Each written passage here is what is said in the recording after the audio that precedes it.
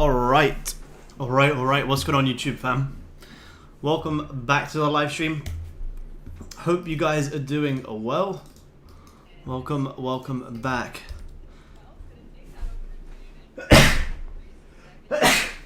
Excuse me. Let me just get the charts up here. Alright. Good to have you guys back on stream. Apologies, no stream yesterday. There was just no volume, so there was no point in jumping on. The markets have had a little bit of movement this morning, and we have some news later on today. So we have some levels to run over and break down with you guys. That's the reason we're going to be jumping on today. Let me just share these links in Discord, and then we'll get started in a second. London session. Everyone. Cool. Alright, there we go. Right, let me get the chat over here.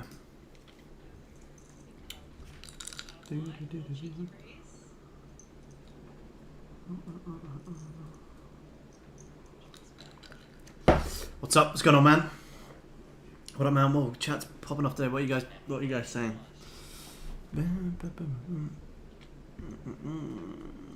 Not sure if continuing to be a waste of time. People online acting as if it's possible to sell courses, but it makes other people seem invalid. Don't know who is lying, who ain't, or anyone who can't shop and trade live is or show you a record is probably bullshit. It's pretty simple. There's plenty of people online these days to figure out who's good and who's not. If you think trading is a scam, then it's probably not for you in the first place. If you think making money in the financial markets isn't realistic and possible, don't even begin, because you won't make money. You already failed. That's the reason I do these streams, is to show people what's possible. Let me just move Goldie over here. Let me get rid of this alert.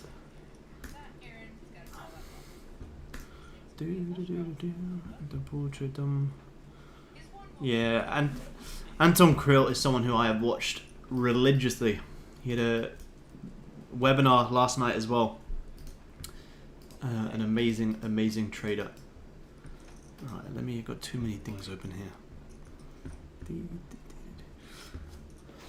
Yeah, let me double check news before we jump straight in.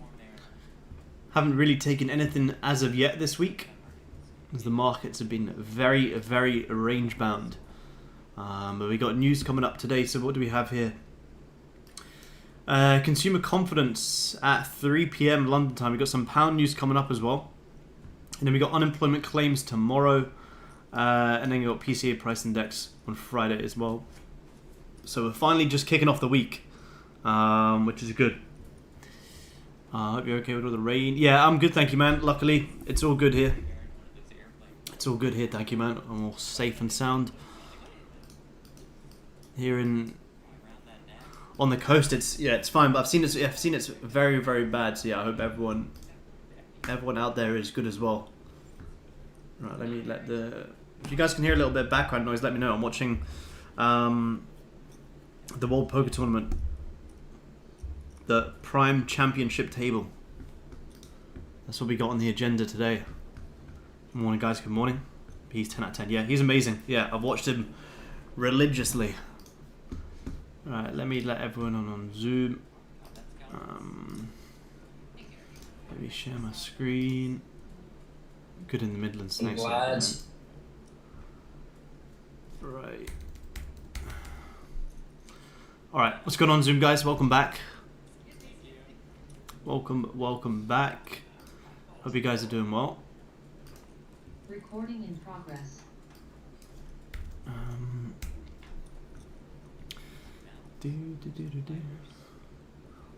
Alright, you guys on YouTube, drop a little like for the stream. We'll start sharing the screen, and we'll jump straight in. Hey man, how's it going? Good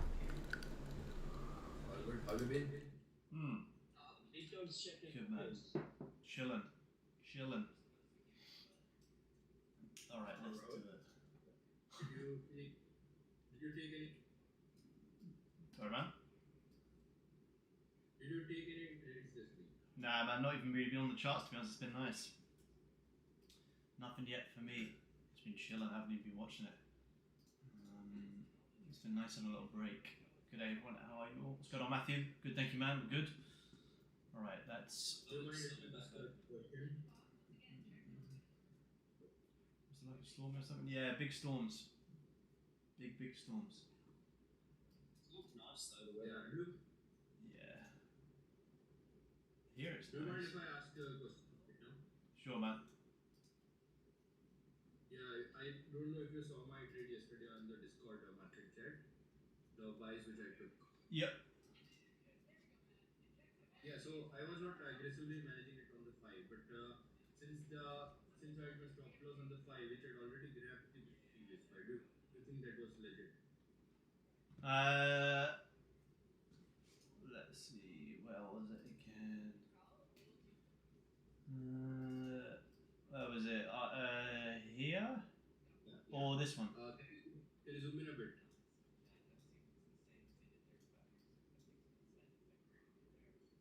Yeah, I'll mark it up just a second.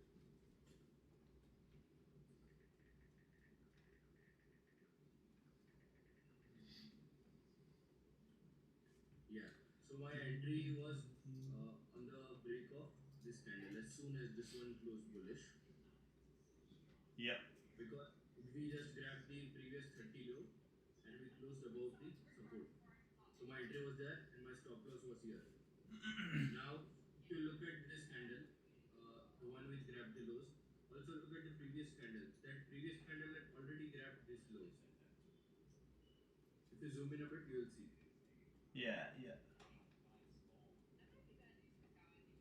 So my stop loss was here, 70.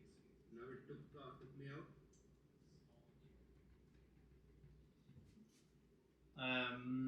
Yeah, I mean, once you push T, you probably would want to be at break even, so probably would have just got you there.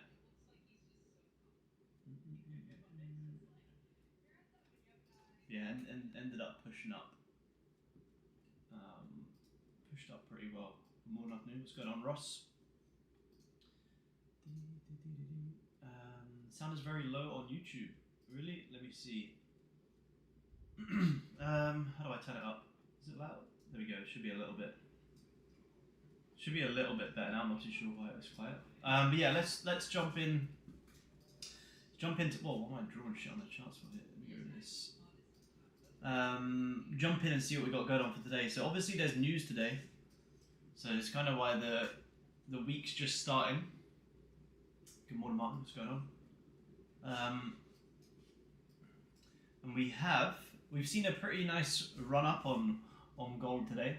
If we look on the daily, you guys on Zoom already know from the market chat, but the latest market call, but we hadn't grabbed any previous daily highs or lows at this point here. So coming to grab the highs or lows was inevitable. We didn't know which way it was going to come, but we ended up coming to grab the highs after, bouncing off this support. Audio is very low, really. I think it might. Sounds fine. Spot on. Really? What the fuck? Check YouTube. Yeah, check it. I can see it on mine. It says it's playing pretty loud. I don't know why it wouldn't be. Let me see if I'm on the right mic. Oh. Pretty clear. Yeah, it is a bit quiet. Coming through. There we go. I was coming through the camera audio for some reason. Apologies about that. Why the fuck was it doing that? Alright, yeah, it should be good now. You guys should be able to hear me now. It's probably a bit too loud. Let me turn it down a little bit. Okay, cool. That should be better. Apologies. Wait, two guys have just joined Zoom. Let me let everyone on Zoom before we jump in. Good now, cool. Thank you. So yeah, we've seen gold this week bounce off this support at 2018, and we're just pretty much playing this range back up into 2050. So this is the overall range we've just been playing this week. This is the support, and this is the resistance. So we've now had this nice push up, and we've grabbed the highs of Friday, and now we're starting to find some resistance. Now the interesting thing about gold is the fact that we have some news coming out today, and we have a pretty nice double top here now. So you saw this initial rejection of this resistance, which is always expected. And now you can imagine most people who are trying to short here are probably trying to do something like this. So even if we're going to see a retracement, we are very likely, you know, going to grab these highs if we're going to see a push down. But even if we're going to push higher, we're still at least going to grab these highs. So I think anyone who's shorting this current move on gold is going to be trying to short with their stops above there. Very, very similar to what we said here. Anyone who was shorting here, where was their stop before this move? Just above that high. They get stopped out and then the real move comes in. So buys up into 2050 today to fulfill this big left shoulder, head right shoulder. It makes a lot of sense to me. On an intraday perspective, where could we tap into before them longs? Well, we've actually left a double bottom in Asia. I had some alerts set down below here to look for this push back up to play this, 120 tick range. I mentioned on the market call that as long as the 4-hour support holds, you can look for some buys. So you'd probably, you know, pushed up pretty well, like over 40-ish ticks. But I would like to see these lows now grabbed. I'm very surprised that we didn't just wick out that low. We came very, very close to it, but we never grabbed the lows. We also hadn't really grabbed any highs before the push down as well. So you had a double top here. You've wicked out the double top now, and now you're kind of finding some resistance around this, you know, 241, 242 level here. 2042, sorry, excuse me, like that.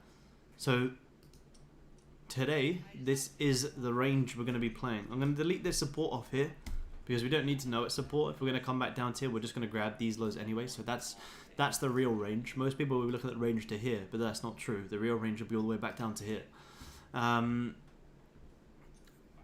Before I even need to drop down to the 15, this is a current little zone. Break below, retest, push lower.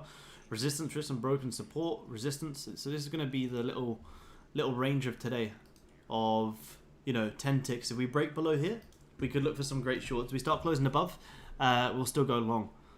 But I would love to see, you know, this before pushing back up into 2050, and that would actually give a pretty decent retracement. Yeah, we just had some pound news as well. Oh, look at that. You got pound futures having a big sell-off. A very, very big sell-off. Look at that. I was waiting till the market opened, not for it to rip on the market. Oh my. What did you have? Pound yen? Yeah, wow. Holy shit. Look at the... Yeah. To the T. The plan. That's crazy. Look at that. What time frame on there? The 5. Yeah, look at that. Pound yen had some crazy spikes yesterday as well. Let's have a look at the pound. Where was the liquidity grab? Yeah, it was, yeah. Yeah, very nice. Look at that. Even there. Grab the highs. Close it. That right there, for you guys on Zoom, is a fucking textbook play. That is exactly what you want right there. And there's your trade. Look at that. Amazing. That's beautiful. Bloody beautiful. Even if you just trade futures, you can still trade pound futures as well. But even though it's pound yen, it's still that's a textbook play. See something like that on gold, amazing, amazing position. Let me go back to pound futures. Where are we? Pound futures.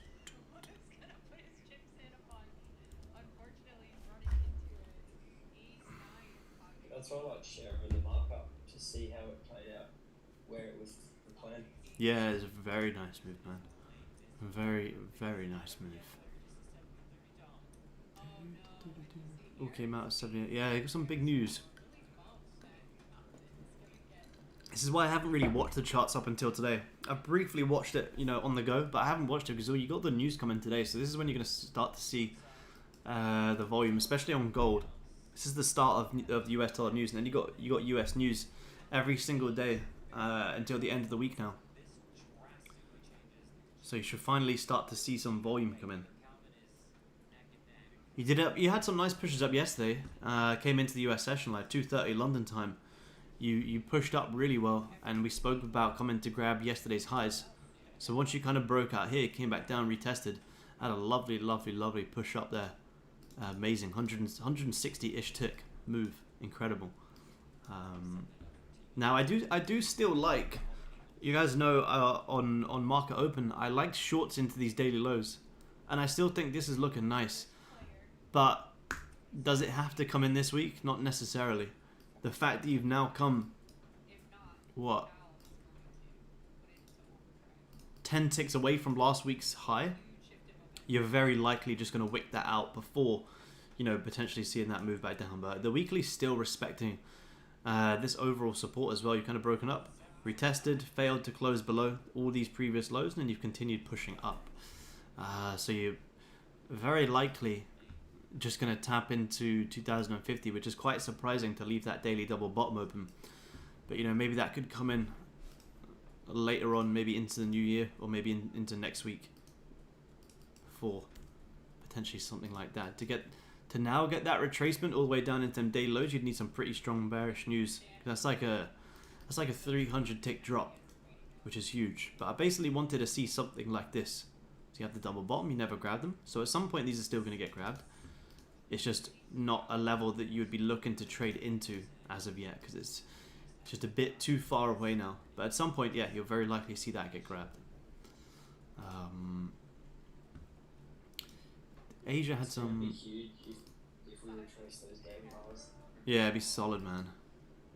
Good as 15. Is this 15 gonna break out? Yeah, 60 ticks.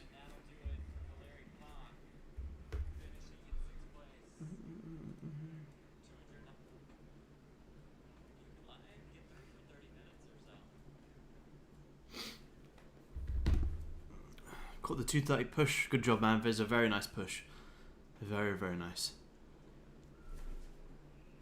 Yeah, it was a huge push. Biggest push you've pretty much seen all week. To be honest, one of the cleanest moves you've seen all week. It was a very, very nice push. I didn't trade it. I didn't touch it. I haven't really taken anything this week.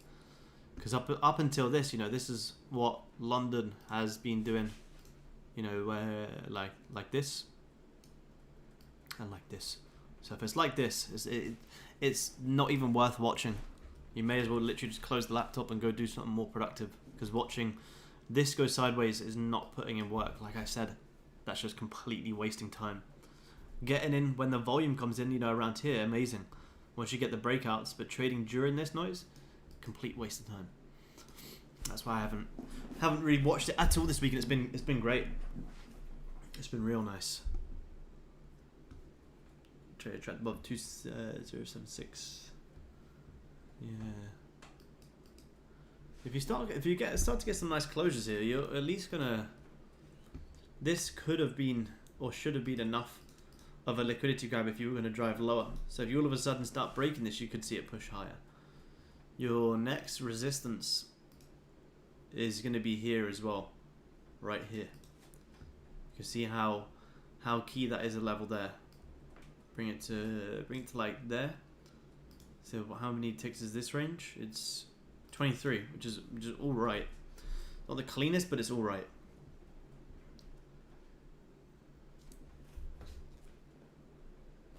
I don't think you're gonna just see at least not in London. You're not gonna see just a push all the way up into there. There you go. You're grabbing previous highs now. Let me start going to the 15. See what we can see. What did the 15 just do? Just re-grab previous lows. You're wicking out a lot of these highs that you hadn't grabbed. Let's see if you're gonna get a nice closure here on the 15. You do still have that double bottom down there as well, which is not ideal.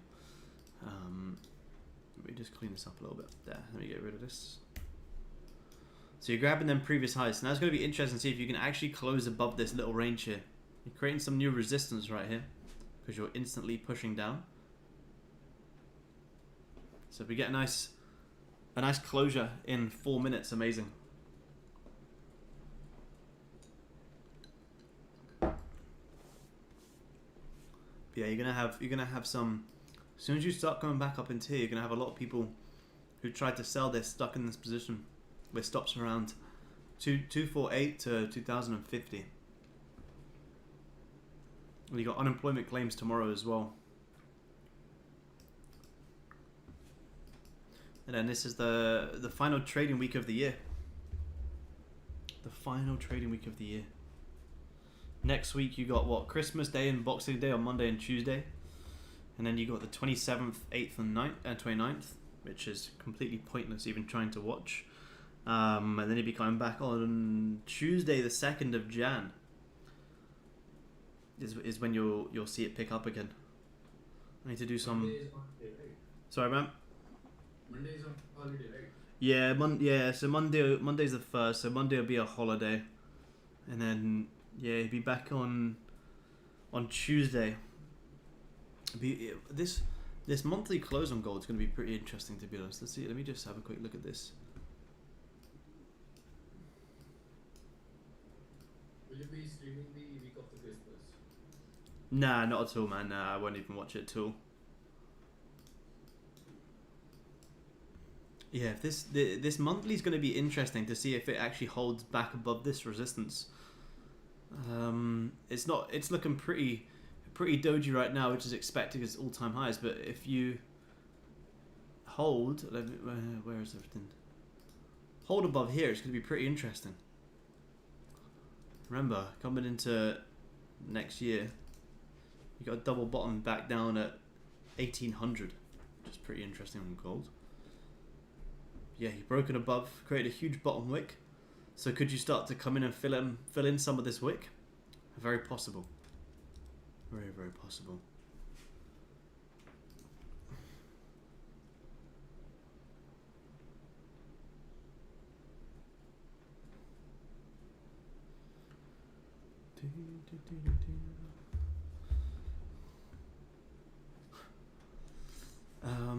Let's have a look at Nasdaq coming up to all-time highs.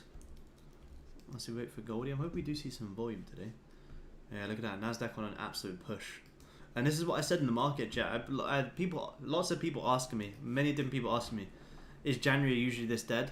But I don't know what people are talking about. Look at this move on Nasdaq in December. If you think the markets are dead when you've seen this absolutely insane push up, I have nothing for you. This has been an absolute incredible. I even trade Nasdaq, but look at this absolutely incredible move. Even gold has had some amazing moves this month. But yeah, Nasdaq is getting very, very close to these all-time highs. And let me just see, what did we peak at? What do we peak at? That's why you trade the market, not what you think. Yeah, exactly. Yeah.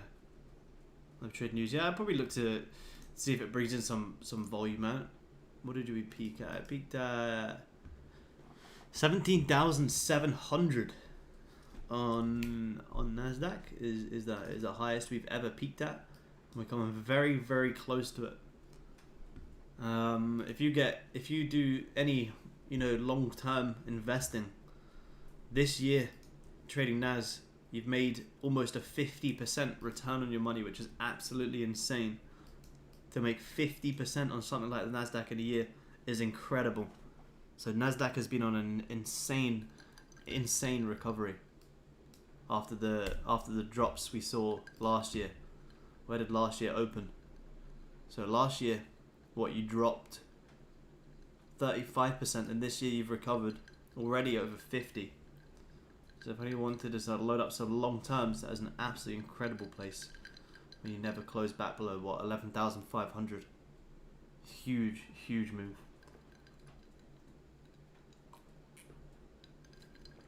Even in Oz, yeah, absolutely rallying. Yeah, it's incredible. Absolutely incredible. S&P still got some juice to go, but it's also at a very big level of resistance on the on S&P, on the Russell. Very big resistance. What does this kind of line up with? Let me just see here. Never really looked at Russell on a monthly. Look how rangy it is overall.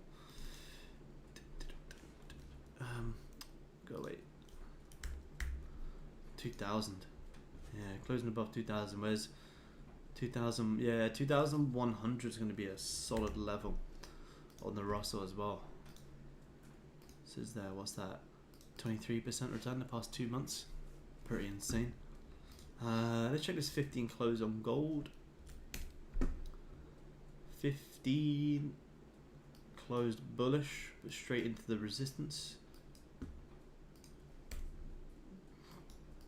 Into an instant bottom wick. 15-ish ticks if this 15 flips bullish. You don't want to see it happen too quick though.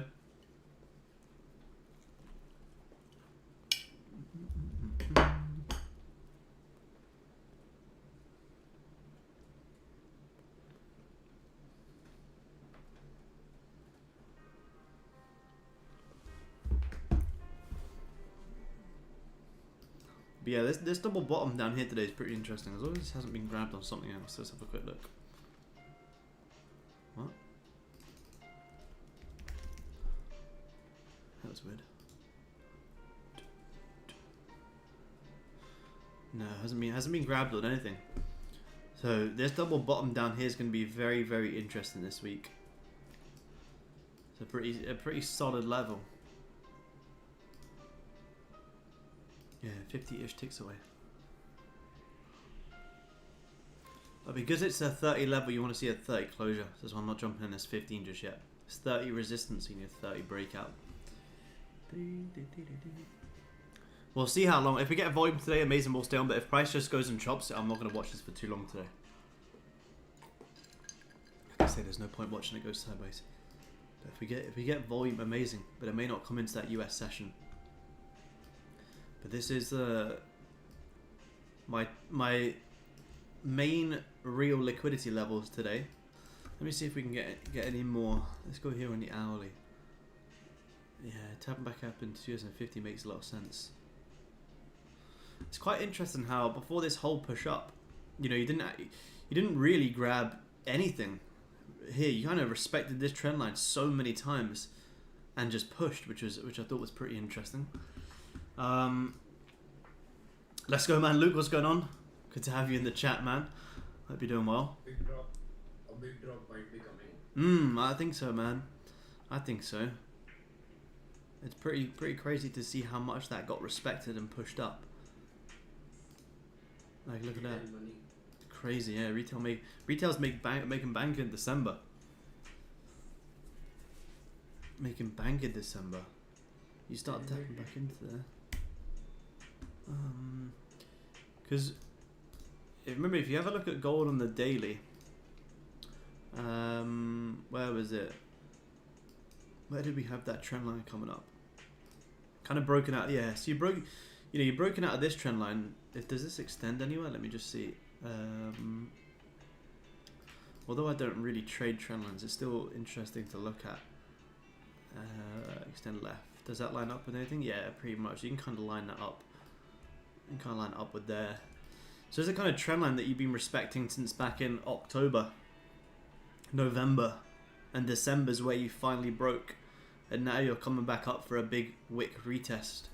But like I said, I think I said this earlier in the week, even if you're gonna break trend lines and respect them, these days it's never as simple as this. The way you kind of see it these days is, you can break out, come back up to here, range a little bit, spike it up more, and then you could be looking for the push. Or if you start breaking back above the trend line, you could keep going higher. Trend line is just a visual representation of what the trend may be doing. It doesn't actually give something to 100% trade off, because trend lines are very subjective. Because the actual structure here on gold hasn't changed. Nothing has changed. If you were to flip bearish on gold, the last actual significant low that you would have to break would be down here. So if you to delete everything, the market structure on gold is still bullish. So although you can still scalp some little intraday pullbacks, don't get me wrong, but there's nothing to really say, especially fundamentally, to say that gold is having a huge trendline breakout here and a huge move back down.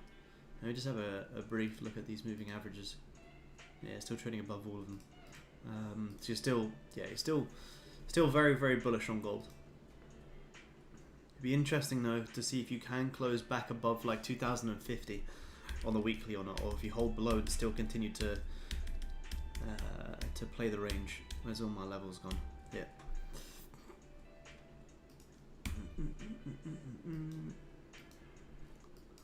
But yeah, in intraday today, I love longs up into 2050, and I love longs from down here. So if you take a look at I think I did this on the 4 hour on the market call before. Potential bottom wick area you kind of already tapped, which was here, where you got this huge resistance fake out. Had you notice a fake out, closes straight back below, retest and push lower. Resistance, support, fake outs again, support. Now you've came back down, tapped it, failed to close below. Now you're pushing higher. But in my opinion, even if you're going to see this push up, if we get some fancy drawings on it, you know, you still would expect something like this. Oh, look at that. Beautiful. I still believe you have to come down and grab these lows. Or if you don't grab these lows and you start trading back above here, then that's going to be a pretty nice range to play, like this. You tap into this, you come down and you fulfill this entire range, which is like still 160 tick range to play, which is pretty nice.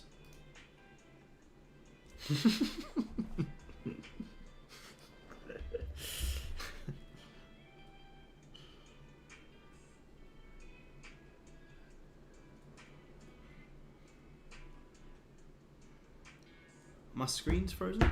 Is my screen frozen? Let me drop down.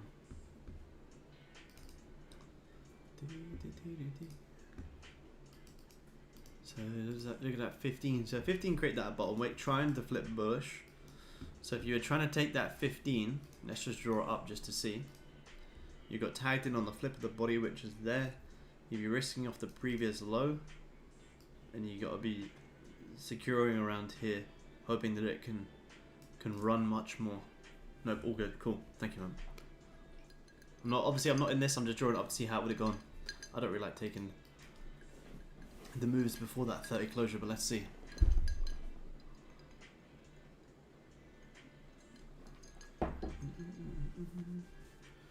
Didn't really grab any of this yet either. I'll be surprised if this 15 does for the range, but who knows.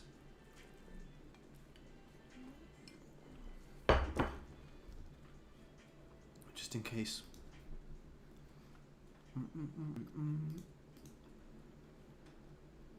Where's the text tool in here? Just in case anyone takes it. Oh, what the fuck? Look at a 15 flip, yeah, nice. You probably be managing pretty soon. This wick kind of came down here and tested these lows, so you can kind of, to be honest, if it doesn't drive, I think you can probably manage it pretty well. That's the good thing about gold in ranges intraday, is like you can manage your positions really well. If it starts to close back bearish, you'll probably get top wick to cut it before then, you know, flipping some biases.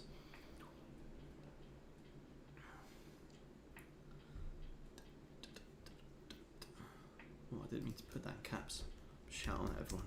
Oh. Not in. There we go. It's a bit nicer. I'm just waiting for this 30 close in 5 minutes here.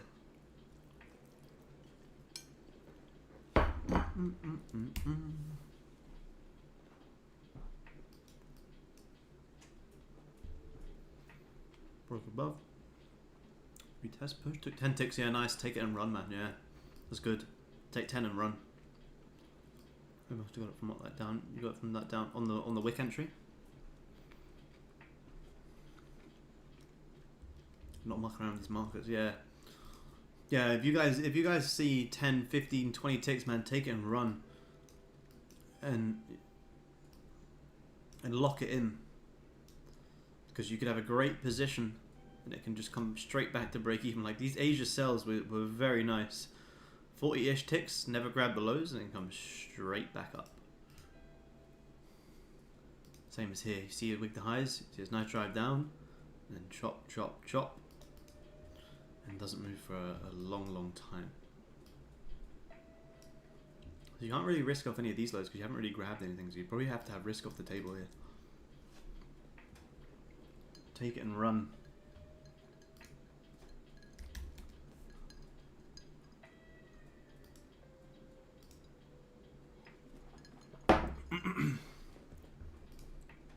But yeah, that's the main outlook today. If anyone missed the outlook, you guys on Zoom will be able to watch it in the market call, and you guys on YouTube can probably scroll back a little bit and see it.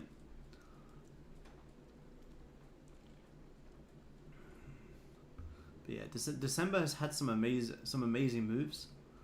That if you didn't catch them, just accept it and just try and understand why. But don't try and chase it during these times. FOMC had an absolutely incredible move. And he had some amazing shorts as well.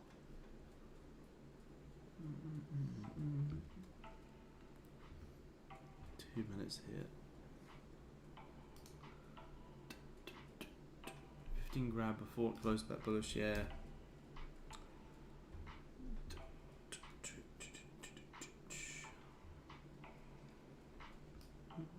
We're taking this big boy.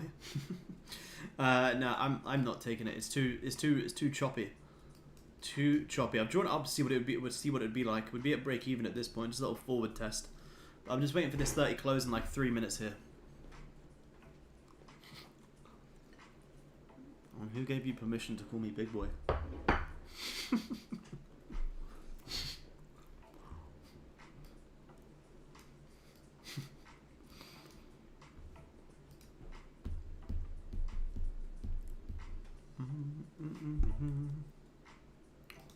Boss might have something to say about that. So what did you hit? Yeah, 9. So you wouldn't, if you even hit 9, so you wouldn't be able to secure. You would unlikely survive. If you were in this, you'd be unlikely to survive the next 15 bottom wick. You better believe I'm going to draw it as well. I'm enjoying this. So even if we're going to fill this range, you're still going to get a 15 bottom wick. And then do something like this. Look at that. You like that drawing, don't you? It's a very nice drawing. I prefer it like this. 15. Next 15 will probably re-grab the lows. And then you may see something like this. Look at that. It's a beautiful drawing. I have no idea what you're talking about. We'll get rid of that. Sorry about that. Wait a minute. I recognise that zoom drawing.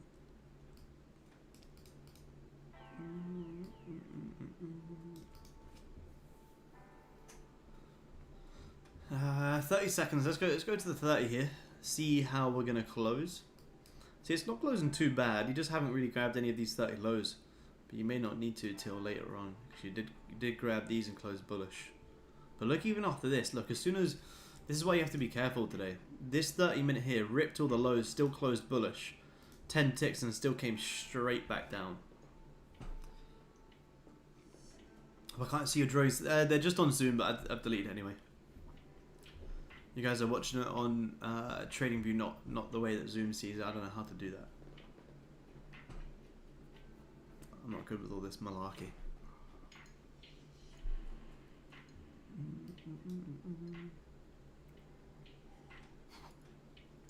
Hello, are you living in BKK full time? If that's Bangkok, no, I don't live in Bangkok. I live in Australia, man. I was in Bangkok last year, this year, but no, I don't live there, man. I live in Australia. For now, anyway. See, this is what I'm talking about. You could have got the flip of the 15. You didn't even hit 10 ticks unless you took a wick entry, and you wouldn't even survive this bottom wick.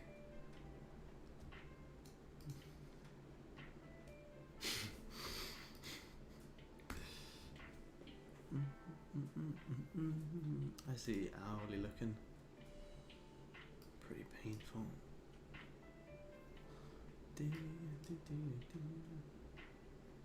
Yeah, this is a really nice double bottom here. A really nice double bottom. I don't want to call it because it's been so rangy, but it really wouldn't surprise me to see a deep retracement of a lot of this yesterday's move. You just didn't grab anything significant yesterday, in my opinion. I mean, you grabbed intraday lows every single time apart from down here. Like here, before the push-up, you grabbed the lows. Before the push-up here, you grabbed the lows. But nothing on like a higher time frame perspective. If you have a look on the 4 hour. I think you did grab some 4 hour lows, didn't you? Yeah, so you kind of wicked out some lows here, re-broke the highs and closed bullish. Look at that, almost a stop and reverse, straight back down. Look at that 4 hour. 4 hour closes no top wick, instantly reverses. It's quite rare to see a 4 hour close bullish with no top wick and bearish with no bottom wick. I haven't seen that in a while. Obviously that's bullish but no bottom wick, so it doesn't matter. So it's bullish with no top wick and bearish with no bottom wick. When was the last time you closed with something like that? I can't even see. Well, I can see, but I mean I just can't see one. There. Close no top wick and still absolutely ripped. It's pretty interesting.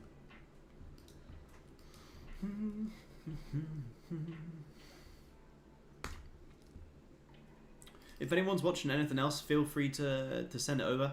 Nasdaq, pound, euro. We can break down something else whilst Goldie's just chilling here. Use this session just to observe and be patient.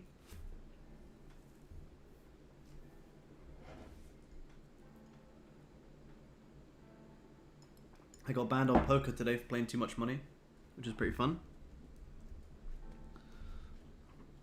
Pretty fucking annoying, to be honest.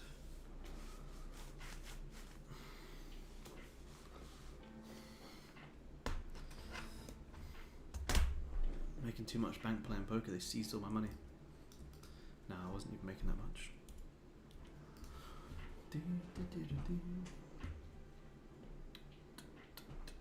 Pull back to 2055 would be nice to go long. Are you looking at the futures chart or the currency chart?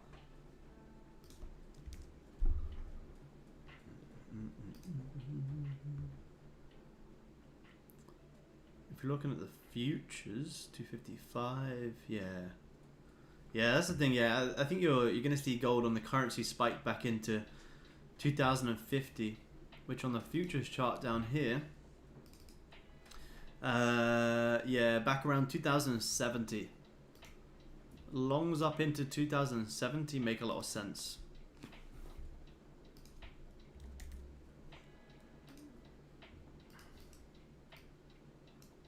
See, on the futures we grabbed that low, but on the currency you still haven't. So you grab 4 hour lows and now you're starting to push back up. I still believe you'll see it grabbed on currency though.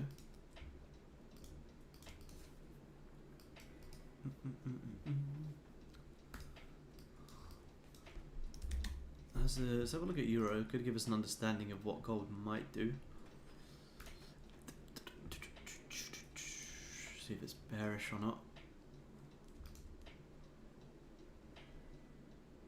Monthly is pretty bullish.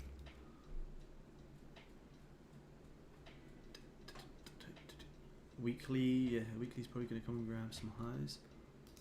Had a pretty big, very big trendline breakout on euro, creating this big range.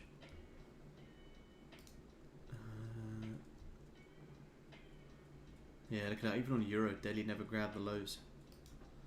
You could tap the highs now. Or, you know, similar to gold, if I was watching this on euro futures, I do like the look of this. Where is it? Here. How do I draw this on an inverse? Oh, fuck this up, haven't I? Yeah. Yeah, whatever. Something like that. See euro come back down, retest 1.09. Let's create that inverse head and shoulders, which I attempted to draw, which was absolutely pathetic. Could be pretty nice before you see a push higher.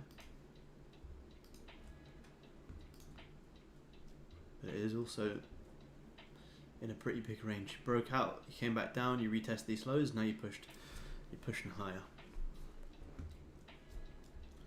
Let's have a look. I was having a look at the New Zealand dollar today, which has also been on a very, very solid push up. New Zealand dollar's been on a very, very big push.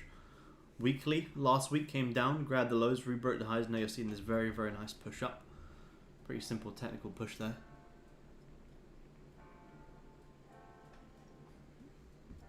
Actually, let me have a look at it, because GJ had that move. Let me have a look at the yen.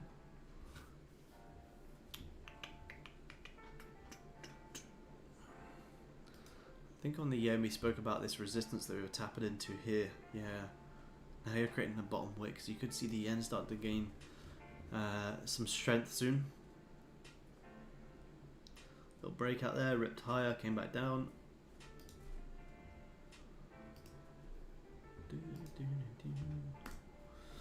We'll wait for this London Open on gold. If it moves, it moves. If it doesn't, I'm not going to watch it for too long.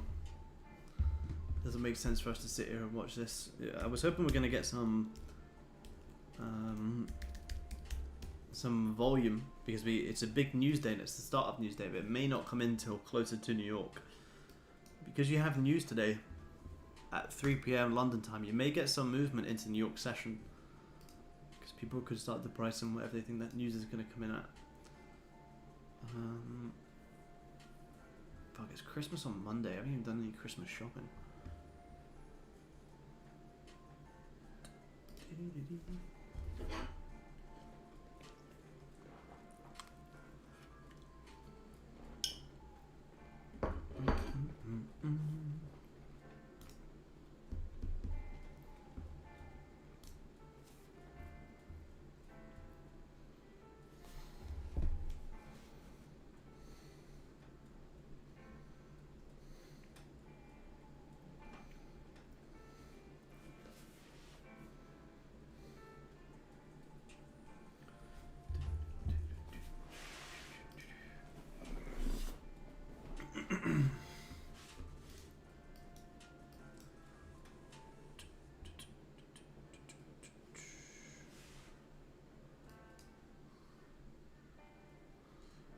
I reckon on gold yesterday, a lot of retail traders would have tried to have done something like this yesterday.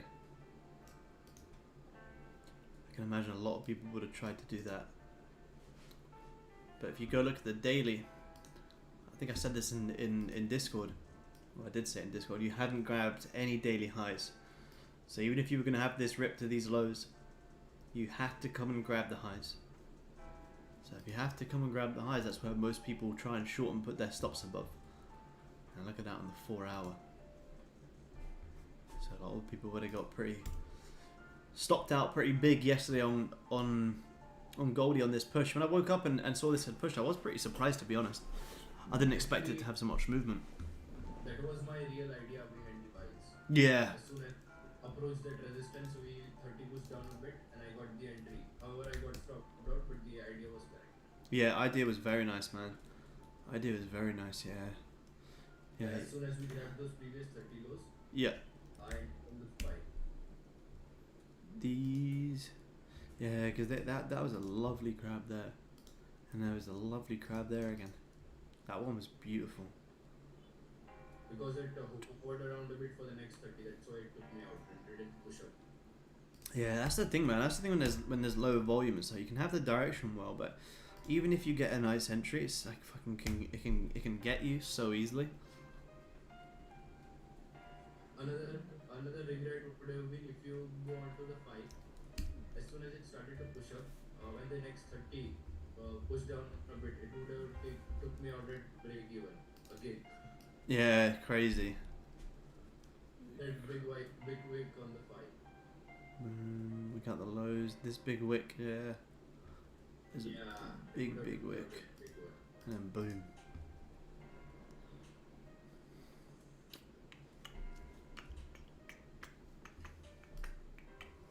See you, man. Bye. See, but enjoy, Mark. Enjoy. I don't know how long I'll watch it for, but we'll see.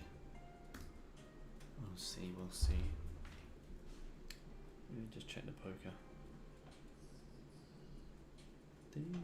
Did anyone watch all of the Anton Krill webinar last night?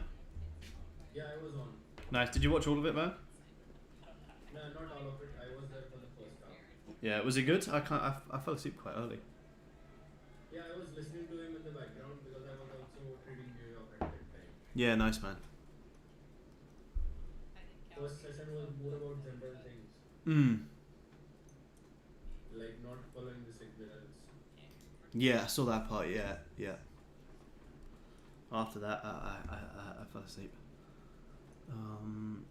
By a lot. It's like a grand and a half for us. I started with like 250. I was doing pretty well. It was pretty annoying, to be honest. It's more so the fact that like I'm out.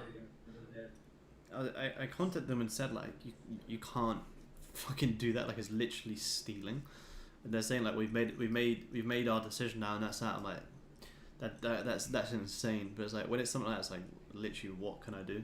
Can't exactly go to the police and be like, yeah, this website stole my money. But it's pretty annoying because the reason I used them is because sorry, man. Go on. The reason I used them, is because where they're based. I'm not sure, but I googled top online poker sites in Australia, and they were like the number one that came up. So I was like, well, obviously I'm gonna trust them. And then dodgy fuckers took my money. But I jokingly saying it's because I was making too much money. It's obviously not considering the grand scheme of the website, but yeah, it's pretty fucking annoying. So I've had to contact my bank. Yeah, true. Well, that's why I needed my fix. I needed my fix elsewhere. You can file a report. Yeah, I don't know. Yeah, I might have to find out how. What platform was it? What was it called again?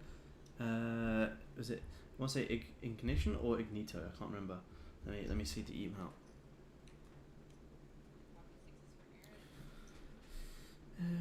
Where is it? Is he trading ICT? No, I'm not trading ICT. Yeah, Ignition Casino.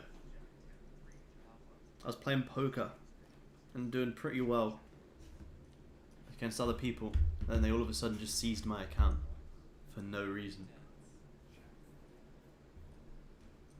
Sorry, this is yes you can. But yeah, it was pretty annoying. They just seized my money 2 days into playing on the website, and just said seizing your money for criminal activity. So I contacted them and said, what criminal activity? Like, where's your proof of criminal activity? And they just couldn't give any and just said that. So we've made our decision now, so there's nothing we can do. I'm like, that's fucking mental. Fully negative. Yeah, if you go look on Trustpilot, it's absolutely shocking. Poker versus trading, very similar, to be honest. From a psychological aspect, very similar. I like playing poker. I don't play very often, but since the World Tour's been on, I've started playing a bit again. It's pretty fun. I prefer to play in person though, but playing it online is pretty fun. Like I say, I only started with $250 and was like just over $1,000 in like 2 days of playing. And then the fuckers seized my money. Even my original withdrawal, I can't even get the money that I even put into it. Not even my winnings. My whole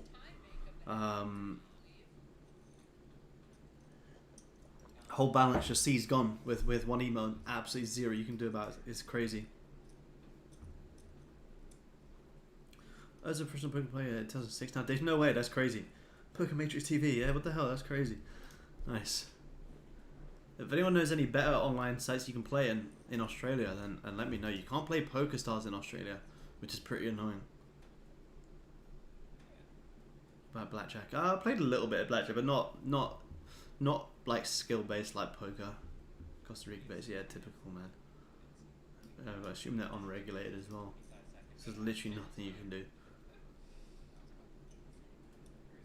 I was living in Australia as well. Nice, very nice. Was it 2009? Yeah, nice. Well, yeah, that's the thing, Ross. Maybe, but it's like if you do that and you get caught, it's like, could you just lose everything as well? I don't know if that's like allowed. Poker was allowed those times in Australia. Yeah, it's annoying. Yeah. America's card room. Okay. I think you can play poker in Australia, but I don't know why PokerStars you can't actually play. ACR poker, yeah. I'll take a look. Costa Rica as well, yeah, typical. They're always in Costa Rica.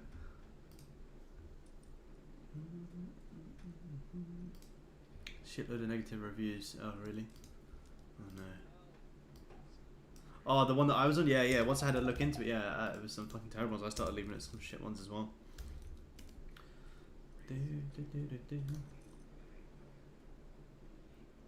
America's Card Room reviews. Yeah, even this America's Card Room. Trustpilot. All it is negative reviews. Scam. Second day kicked out the account.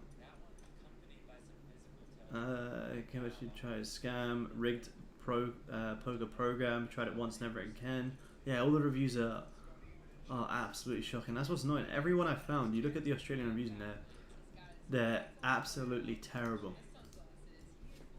It's quite a shame. New Zealand's still good. Playing poker started there during Corona. Nice, yeah, nice. Very nice. Yeah, I'll have to move to New Zealand just so I can play some poker. Looks like their boss needed Christmas funds. Yeah, fucking right he did. At my expense as well. Motherfucker.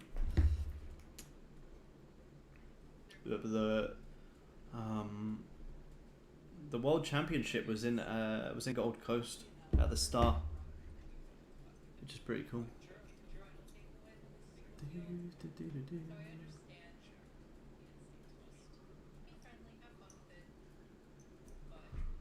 Yeah, so yeah, fucking right. I left him. Yeah, that was a terrible review, man. Yeah. Played it, never had a problem. Yeah, interesting. Yeah. Maybe I just get after that experience with that one I played it. I was like, I don't fucking trust any of them. So like the first thing I do is check the reviews. Now when I see that bad, I'm like, oh man, I don't know. I don't know. Poker hard to learn than blackjack? Yeah, I'd say so. Yeah. Poker has a lot of similarities to trading. I'm watching it now. They're playing for a 10 million US dollar Prime Championships final table right now on YouTube. I can't share my screen. I got it here on my phone. Poker is harder to learn than trading, but easier to master. Yeah, that's interesting, man. That's interesting. That's interesting. Are you waiting for London? Yeah, I'm waiting. That's all I'm waiting for here, man. London opening some volume. I'm just chilling. I'm not gonna trade these little shitty ranges until you get some good volume. Because anytime you can get a nice trade, you can come straight back to break even almost every time. Look at these 15 wicks here. At least from my experience. Yeah, it's interesting, man. Yeah, I'm no pro, so I trust your view. I think it'd be funner. I've never properly played in person on like a game with like random people, but I would like to, because I feel like that would just be much better at learning to read people and understand psychology a bit more. Poker formed a very good mindset in me, but trading seems to have destroyed it. Yeah, sounds about right.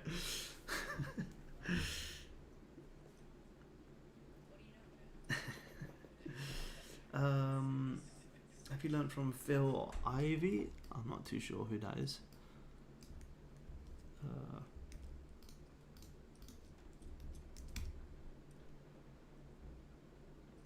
American professional poker player. Oh, he was in the. I think he was in the comp on the last one I was watching. But no, I haven't really. I'm not that deep of a player to have learnt from anyone like that.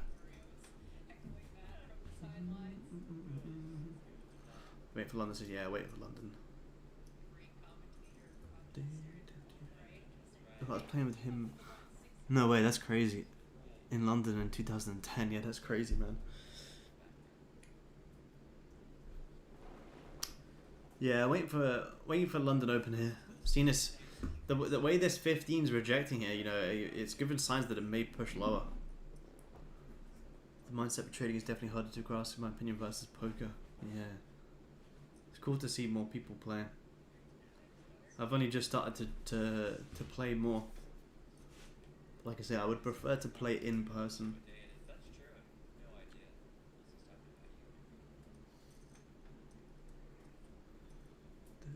There was where I'm from in Jersey, there was a well-known poker player. What's his name? From Jersey, what was his name?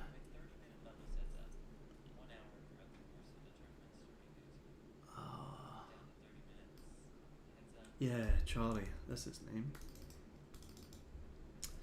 He was a. I don't know if he. I assume he probably still plays.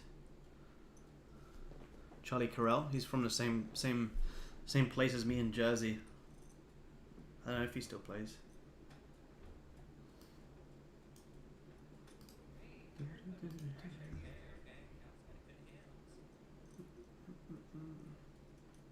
In poker, you can blame your luck. In trading, it's all your fault. Yeah, 100%. It's very true. What do you think about VWAP indicator? Yeah, useful, man. Probably one of the early indicators is probably actually useful. Just volume, isn't it? So, Charlie Corral, yeah. He's from the same place as me in Jersey.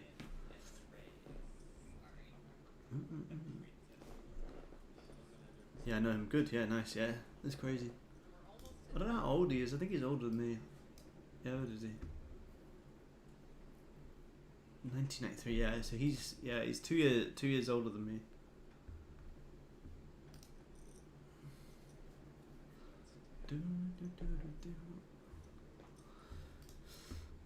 Come on, gold. If this 15 flips bearish, you may see a drive, because if you could respect this high, you could push down. If you break this previous high, which looks like a liquidity grab, you'll likely push higher.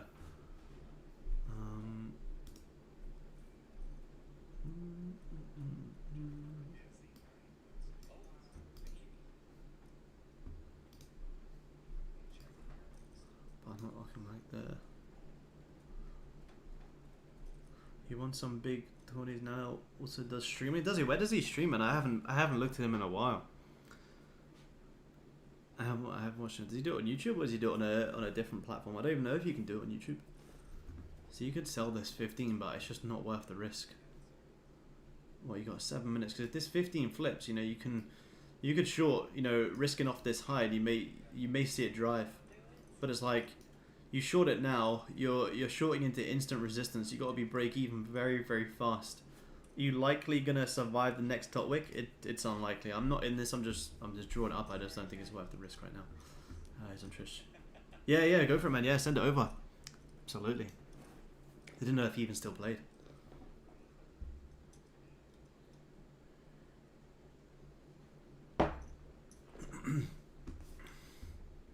So like so if you did take this trade, like as soon as you start tapping into here, it's like you'd instantly have to be managing your risk already. Yeah, and what's almost 5 minutes from the hourly. 77. Nice one, thank you, man. I'll give him a watch.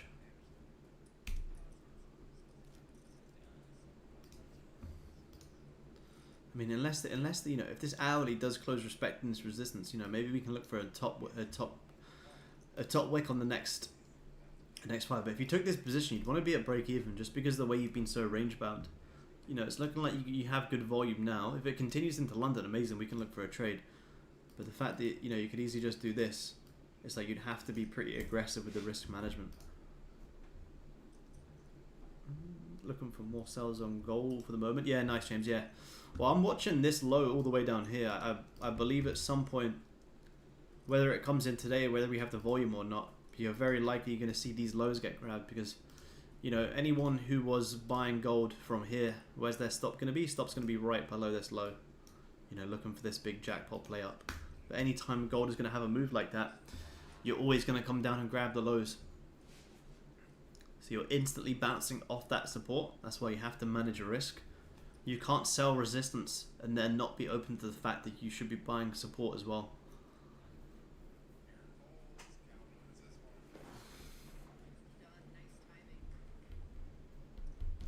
Do you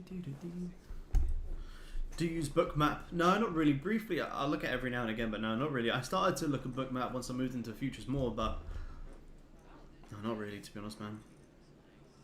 It's interesting to watch, but you can fake orders on it all the time.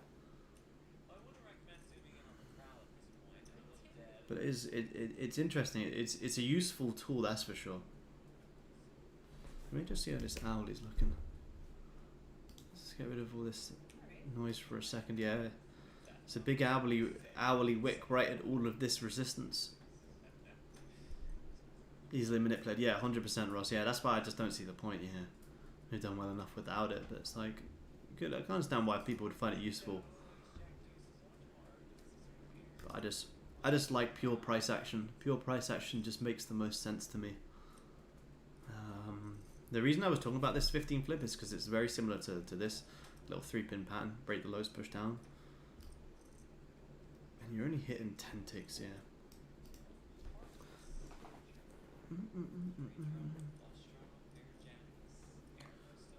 Full of fake orders, both sides, doesn't give an edge. Yeah, yeah, I agree, man. Yeah, that's what I'm saying. Yeah, that's why I just don't really. The concept of it is good, but the fact that you just get faked out all the time, like fake orders in and out of markets, has been happening for years. But on Bookmap, if you try and trade that, yeah, like you say, as an edge, it's not going to do very well. Maybe if you want to use it as an added confluence, like the final like icing on the cake. But at that point, you're already just in the trade. You don't need to. What time frame do I watch? So I usually have my charts like this. I'll have hourly down here.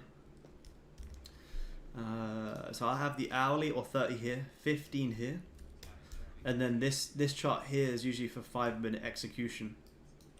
But because it's ranging, I'm not put onto the 5 right now. But when I get close to taking a trade, I execute off the 5, based off what the 15 and 30 and hourly are doing down here. I like trading the 5, but if you just trade the 5 and you don't understand what's going on down here, you'll get very, very manipulated and thrown off on the 5-minute. So if I use a 5-minute for execution based off my analysis down here. Sells into that double bottom. Yeah, good shit, James. Yeah, I like that, man. I like that. If we get a nice hourly closure here in 1 minute, I'm going to look to take it as well.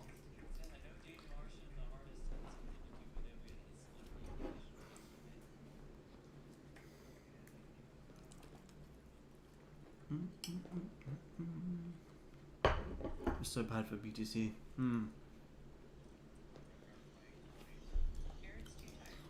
How is Bitcoin looking actually? Have you come in to fill in much of the wick yet?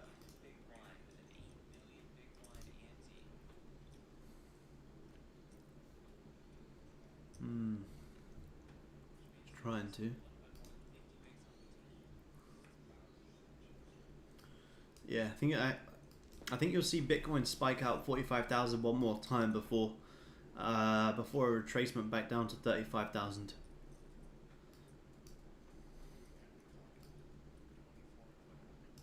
Spike out the highs one more time. Tap into 45,000 again. Bring in more people trying to buy Bitcoin, and before you know it, you could see a pretty decent 20% retracement back down into 35,000. So let it continue to push up. More people try buy, and then what you can be looking for is something like this. You know, you get that weekly closure above 45,000. More people try and buy Bitcoin because they see the headlines. Bitcoin closes above 45,000 for the first time since back here, and then before you know it, look at that. You saw a 65% drop. Not necessarily saying you're going to see a big drop like that, but you know, a technical correction back down to 35,000 wouldn't be so crazy. See, look at that previous 5 on gold. Look at that shit. Wicked all the way back up, straight back down. Look at that, it's crazy. This is the open. Holy shit! Look at that. So is this an instant bottom wick on the hourly? Yeah, it is. So the hourly closed above there. Hourly closed above all of this resistance into a huge instant bottom wick. Look at this. This price action is awful. Not what you want to see. The fact this hourly doesn't even have a top wick yet, you now unfortunately cannot short. Because this could easily just be a bottom wick. Before, you know, by the time, we'll get up the drawings again, by the time this closes, it could be a huge wick. And you could see a big body. Up 19 ticks on gold, good man, secure it and run. Honestly, if you get anything more than 15 today, take your profit and run. very, very quick scalps today. If you want to hold runners down into here, do it, but don't hold too big of a runner. Because it could easily just wick. This could just be a huge wick by the time it closes. Could still close like all the way back above there. And like I say, this current hourly has no top wick, which means if you zoom in, if this hourly has no top wick, could this just be one big bottom wick to start reflipping bullish by the time it closes, grabbing previous hourly lows here? Because if there's no top wick, this could easily just be a bottom wick, and by the time it closes, something like that. If we had an instant top wick, amazing. But this is the intraday lows we had to grab. So unfortunate, because you look at that 5 minutes, just opened and instantly pushed down. This is the reason I haven't been watching gold too much recently. You get very erratic moves with no real reason. That 5 minute has opened and instantly pushed down 20 plus ticks. It's absolutely insane.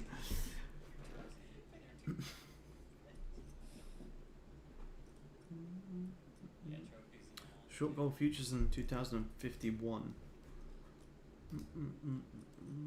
2051.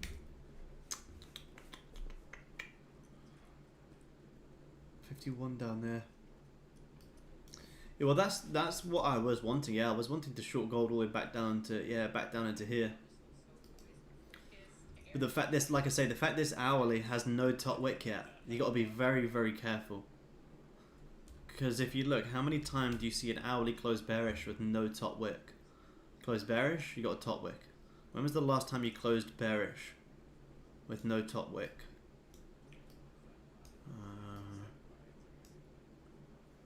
I can't see one. I can't see it here. So here's the last time you closed bearish with no top wick. So the probability of us creating a top wick is very high. This is like 1 in like what, 230 minute bars? So because there's no top wick, like I say, this could easily just be one big bottom wick on the hourly, grabbing the lows to flick back bullish and potentially drive into the highs. So I'd be very careful shorting this. Be very, very careful. If you're already in shorts, amazing, go for your stops to break even and take a pretty decent partial, but I personally wouldn't jump in shorts now for that simple fact.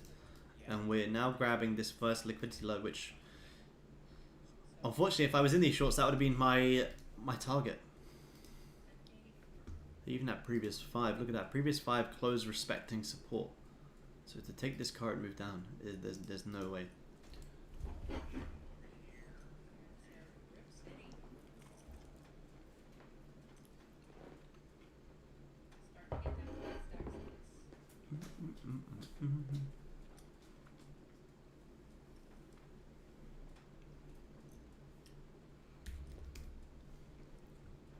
I don't know how long we'll sit and watch this on gold for, but we'll see. We will see. Yeah, still for a big 4-hour double bottom, 4-hour resistance, 4-hour support. So it's just the kind of range you're playing.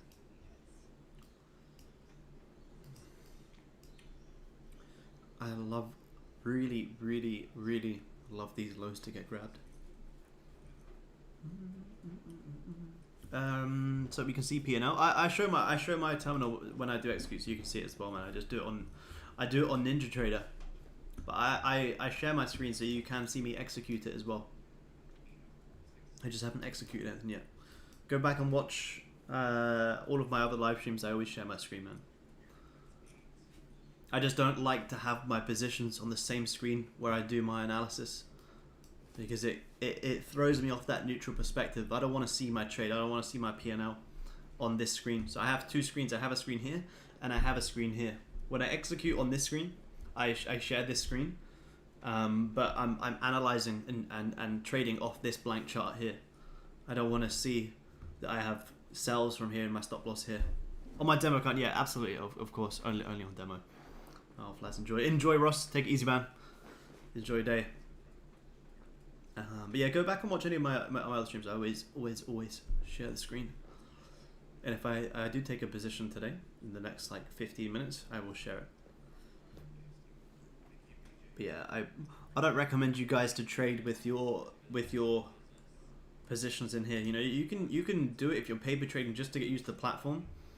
But yeah, I don't recommend you trade off the same place you do your analysis. I don't even like drawing up a risk to reward tool when I'm trading on my own, to be honest. If I take some trades off stream, I don't even draw up this risk to reward tool because I don't give a shit. I don't want to see. I know where my position is. I know where my exit is, and I know where my targets are.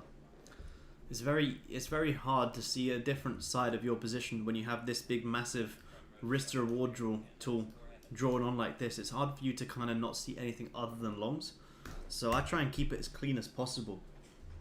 Like I say, I know where my position is. I don't need to see it on my chart. I don't recommend you guys keep it on there either.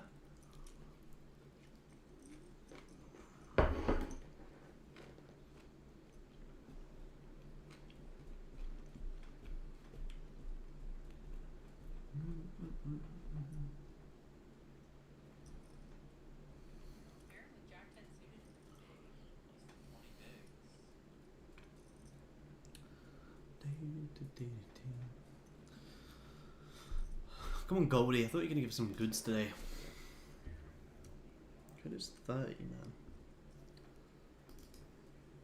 If this 30 closes with no top wick, then later on you'll probably see it spike them highs. Same still stands though. If you push down into these levels before the news, buys from here up into 2050 still makes sense to me.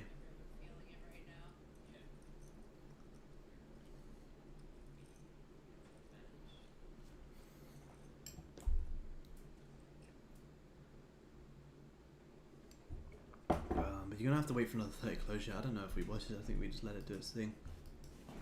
Because you're going to have to wait for the fact this 30 has no top weight, you're going to have to wait for that closure. Because it could still come and create one. We're going to sit here for another, what, 22 minutes.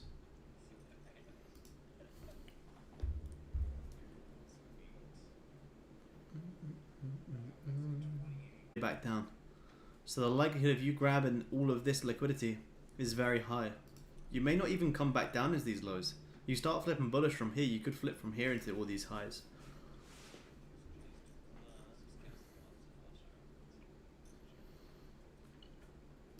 When you trade with Top Step, are you trading with their money or is it a demo account at their end? So when you go on the Express funded account, and Top Step are very open about this, when you go on the Express funded account, which you can get payouts from, that is a demo account. But then eventually, if you make consistent gains on that, and you get good payouts, then they can help you build an actual live account in the futures markets as well.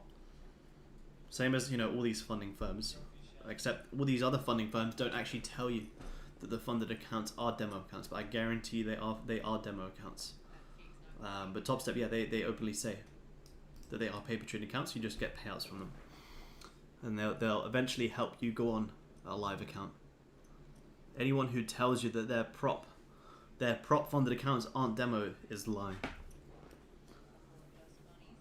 There's no way these companies are giving 100 grand real money to someone who's made like a one-off couple of % return.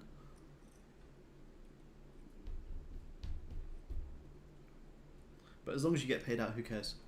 But yeah, if you build a good reputation with Top Step, they will actually help you build that live account. That's what's so amazing about Top Step.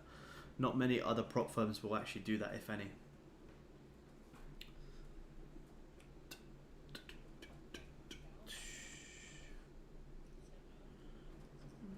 Oh yeah, you guys on Zoom, remember on Christmas Day, we are doing the yearly subscription giveaway.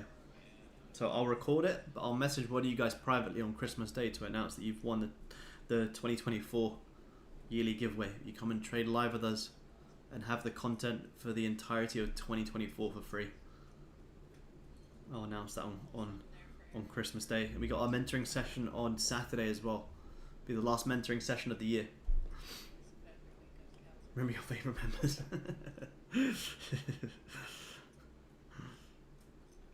Well, because there's so many now, I'm gonna have to like write down everyone's name and put it into a wheel. I have to find a way to do it quicker and easier. That's what I had to do last year, but there was only like 12 people last year or something.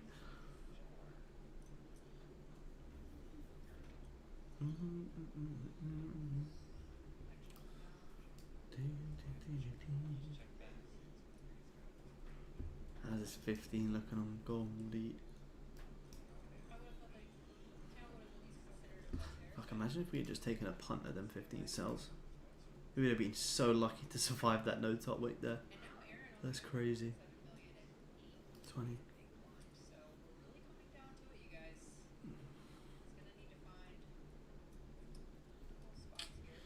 Just put Aiden on there, saves you the trouble.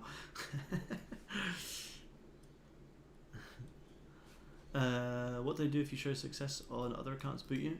What do you mean, Brian? You mean on the top step accounts? Like if you do well on the other combines or express funded accounts? You can just stay on them if you want to. You know, you got to prove consistency and get a few decent payouts on them for a while. How many people part of the community? Just over 100, man. Just over 100.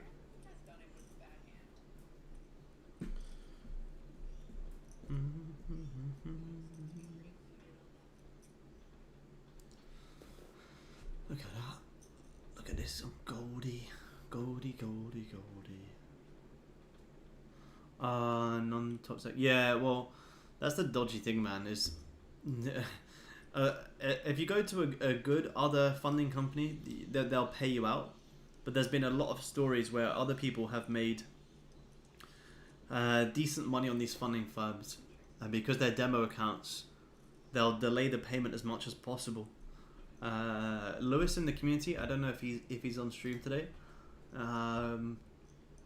Lewis isn't here, but Lewis made over 40,000 US on one of these prop firms, and they delayed it for like 4 or 5 months and tried to do absolutely everything to make sure he didn't get paid out, and then they eventually got half of it. But if it's anything near to 6 figures, yeah, they'll try and do anything to avoid you getting it, unless it's a good firm. Like the only other prop firm that I would recommend is FTMO. Otherwise, if you have some shit with my Forex funds, it's very, very scary. But FTMO, I'd be very unlikely to ever see them do something like that.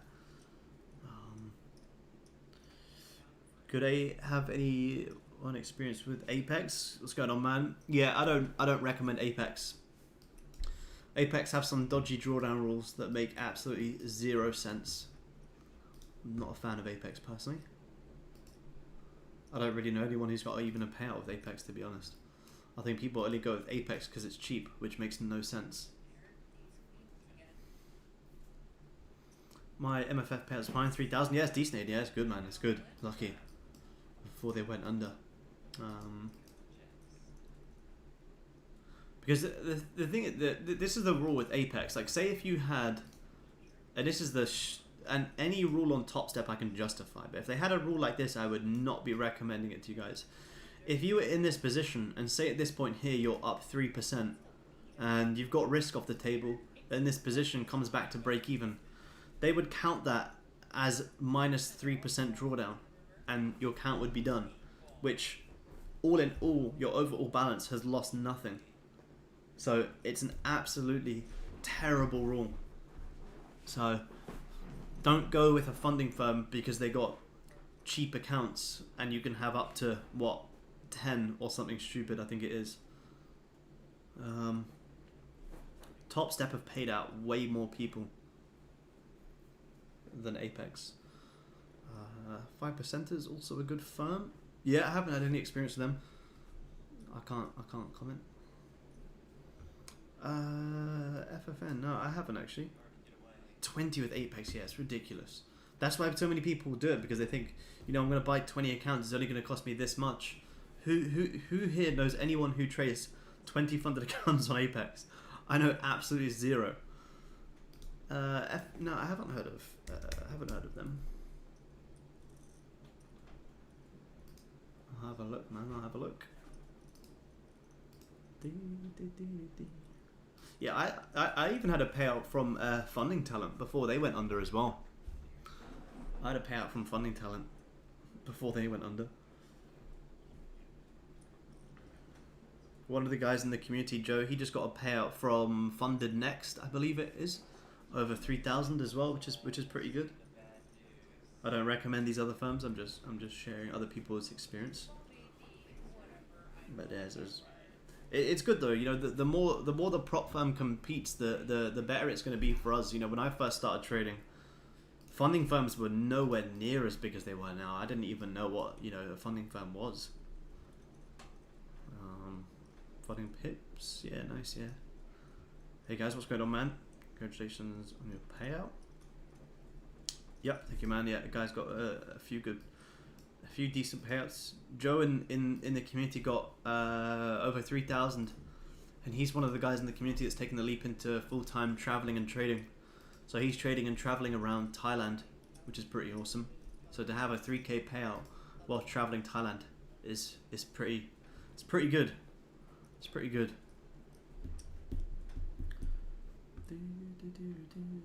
There you go.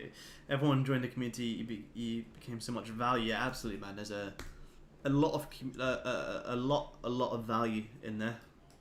A shit ton of value for the price, to be honest. There's also a lot of value in these YouTube streams for free as well. But yeah, there's these live streams on YouTube are like 20% of what's in Discord. 15. So the 15's closed bearish, but this 15's created a top wick. If this 15 closes bullish, then you got to be careful that this isn't going to be a big 30 wick to continue ripping the highs. Fun more than personal. No, more personal now, to be honest, man. I struggle to take it on both. So personal's been my main focus for a while now. And that's always the goal, right? Use these firms to build your own personal capital. Because you can make some good money, you know, or make some good consistent gains and get as many funded accounts as you can before you try and take that leap into full-time trading. When I first took the leap into full-time trading, I had a funded account and personal capital as well. And I'd blown many of funded accounts before I even took that leap as well. I'm in and I learn a lot. Amazing, man. Amazing. Start with top step because I like them. I wish their chat support is a bit better since I'm new to future a lot of questions. Yeah, I think their chats probably will help you with like more technical things. If you have any like future specific questions, you can shoot any over here. But you probably see there's a lot of beginner YouTube futures courses which are actually really good. If you have any like technical issues, yeah, they're always trying to help you as quick as they can. Tom, yeah, no issues at all, man. Only I'll type it to you.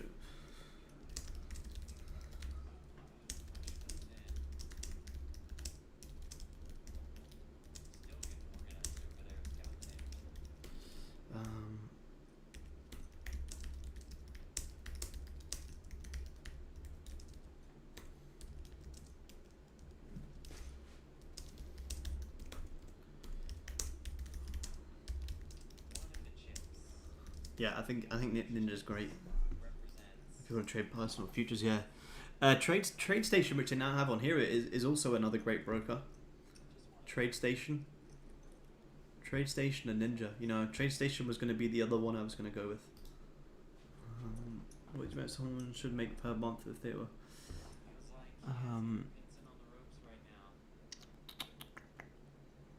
I find futures trading hella confusing. No, it's easy, man. Honestly, it's easy. Shoot over any questions. I'll show you how easy it is. I promise you. The transition to futures is amazing. I can't comment on top tier, but yeah, futures is. I promise you, it's very easy to get used to, and you will not regret it. Fund after Christmas. Yeah, good shout, man. Yeah, they're a good one to go with. What amount would you say someone should make per month if they were full time with prop firms like Top Step or Apex? Honestly, it depends on your needs. When I took the leap into full-time traveling and trading, I was... Oh shit, they're all in on poker.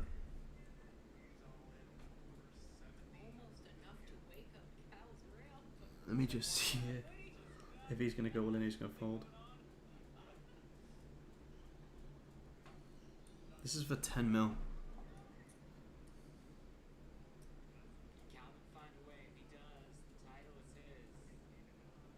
Is he going to call it? Yeah, honestly, it depends on your needs. Like, what do you need to be able to live full time? So at the time when I was working a job, I was happier to make like half of what I would make in a job to pursue full time traveling and trading, because I knew that once I took that leap, I would be in a much better mental place to focus on trading more and really grow it a lot more. So I pretty much said to myself, I was happy with making 1 to 2 thousand a month starting off and take that leap. I didn't have a lot of bills or a lot of expenses. I was fortunate in that sense. So honestly, just depends on what you need. If you don't have a crazy amount of outgoings, etc., then let me just pause this because this is an insane hand. Then you can take it quicker, but you want to be making consistent gains on that prop firm for a few months. Like, don't just quit your job after one payout. That's just crazy. Trade it consistently, make consistent games, and then look to take the leap. Yeah, for me, I was happy to make less than I was in a 9 to 5 because I'd be mentally in a better position. And it would give me more time to focus on trading, and I was happy to live way below my means to make it work. When I was working a full-time job and trying to trade, I hated my job. So if I tried to take that negativity out on trading, it ended up being very, very bad. So I don't recommend you guys do that. You don't have to make 10% a month. Focus on 2 to 4% on funded accounts. And just, yeah, easy, man. Yeah, easy. 2 to 4% a month. You do that consistently, that's more than enough. Everyone wants to make 10% a month, and start making like 10 grand a month. But it's like, no, be realistic. Be happy with wanting to make like 2,000 consistently a month, and then once you get consistent, then you can focus on making 10,000 a month. So many people these days are like, no, I'm not going to be good till I make 10,000 a month. It's like, bro, you're not even making a fucking $1,000 a month. So for me, I was like, if I can just make an extra 1,000, 2,000 a month, I didn't care about trying to make 10,000, 20,000, 30,000 a month. I didn't care. I was like, if I can just make enough to cover my cost of living and a little bit more, I know how much I can scale this. But I'm not interested in trying to go from 0 to 10k a month, and that's where most people fuck up these days. They literally want to go from making nothing in trading to tomorrow make 10k a month and quit your job. I promise you, it's never gonna happen. Never gonna happen. It will happen over time, but don't rush it. Do not rush it at all. Best way until you can cover your living expenses of 6 months from profits before making the leap. Yeah, I agree with that, Tom. Yeah, I didn't wait that long, but I probably should have, and I would recommend people do that. Yeah, absolutely. How you keep it? I'm good, thank you, man. I'm good. We're chilling, man. I want to go full time traveling and trading. Personally speaking, straight out of college without a job. Been doing this for 6 months. I just flipped it profitable per se. Good man. How long did it take you? Over 2 years. I didn't make a single penny in trading for over 2 years. Not one penny. Not one single penny. And there's absolutely zero shame in that. Some people may do it quicker these days, but for me, yeah, I didn't make anything in over 2 years. And dedicated my life to trading. And even quit trading for a little bit. Give a man a fish, if you day, teach man a fish, teach him a lifetime. Yeah, so true, so true. Did you lose much in that time, Aaron? Probably like around like 5 to 10,000, man. Oh, yeah. Which to me at the time was a lot.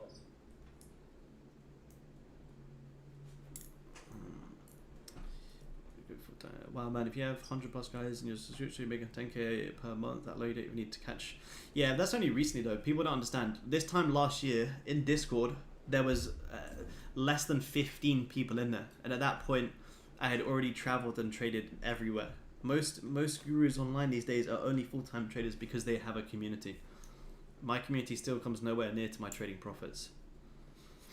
And it's only recently just hit over 100. For the past like 3-ish years, it was only ever at like 10 to 15 maybe. So don't see that and think, oh, it's easy for you. I didn't do or sell anything in trading until I was like 3 years deep into my travel and trading journey, and I was already trading full time and traveling full time, and doing everything for free. Damn, I wish I had discovered your channel earlier. Well, it's good to have you in now, man. It's good to have you in now. How do you transition from trading profitable to streaming? I only started streaming maybe this time last year, maybe if it's even been a year. So I've been already trading for like 5 years now. I've shared a lot of my trades, if not all of my trades, for like the past 3 years. But actual sitting here streaming and taking trades on YouTube, only for a year. Then yeah, it can 100% be stressful on your psychology, because I also, when I take a position, I'll share my screen and show you guys the actual position.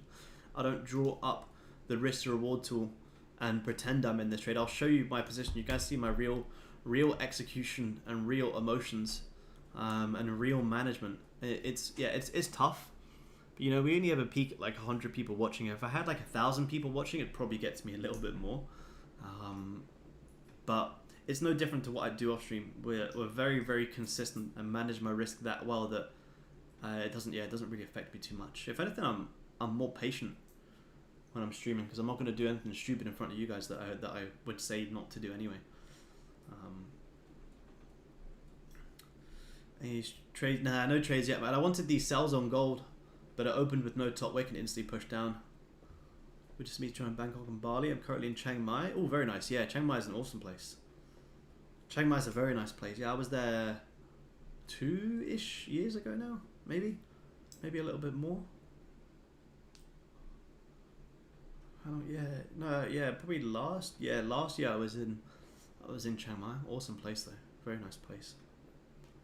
I was there when it was smoking season, so it was very, very obviously smoky. But it's a cool place. At 21.75 to 2046. This move, you got the one from yesterday. 21.75 to 21.75 down here.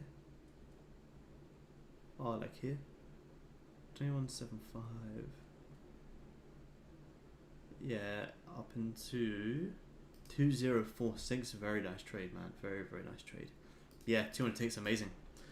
That's your month done, your week done. Very nice. Let me just watch this per game because they went all in. I think he's just lost.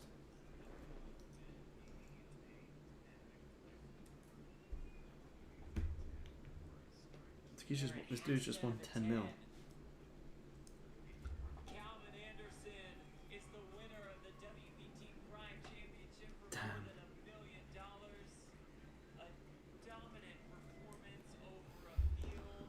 Holy shit. I know that was the main prize. Yeah, 1 over a mil. Fucking hell, man. That's crazy. Batali, yeah. Good shout. It's a lovely place there. I got the overnight train from Bangkok up in this channel. That's a pretty fun experience.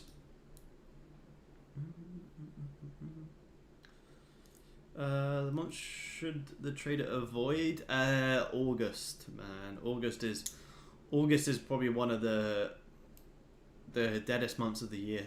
December this year's had more movement than August does. August is a terrible month to trade. Just take it off. I say it every year. Just take it off. Is there a way to a question about transition to futures privately? You'd have to respond. You can message me on Instagram. Check out the videos I have made on my transition to futures as well. You probably get a lot of help in them, but you can drop me a message on Instagram.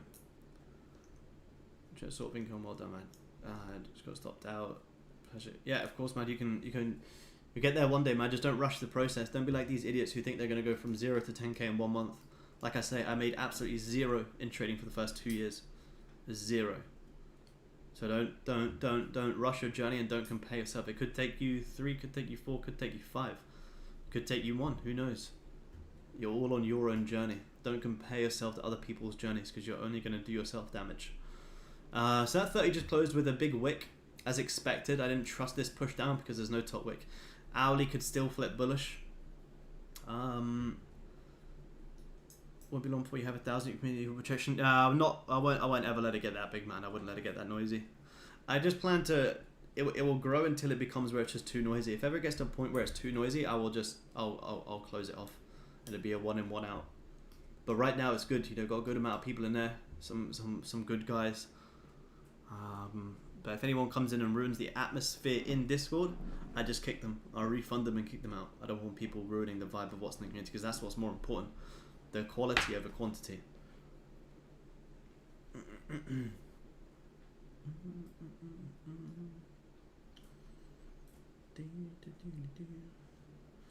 How was your days while traveling and trading? Want to do this one as well? How do you mean, man? As in, how was your days? Like, as in, what was my schedule like? Is that what you mean? Or like, how was it in terms of having to make money? Morning, Sensei. Good morning, man.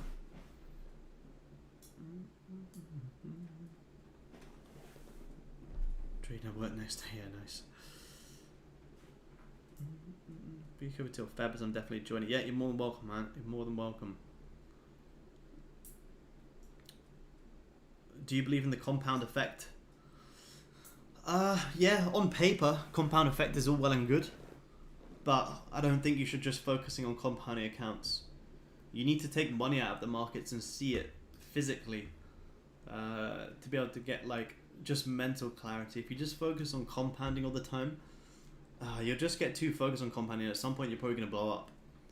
Just make good, consistent gains. You know, just compound your account with regular deposits as you grow it, as well from like other income sources. So anytime I would get a payout from funding, I would put it straight into personal. Like, how did you explore the world whilst trading? Well, I started off traveling and trading around Europe. Then after Europe, where did I go next? I went to Asia. I traveled around Thailand. Where else did I go? Loads of places. Then I went to, obviously, around Australia. I went to America. I went to New Zealand. I went back to Asia, and now I'm back here in Australia.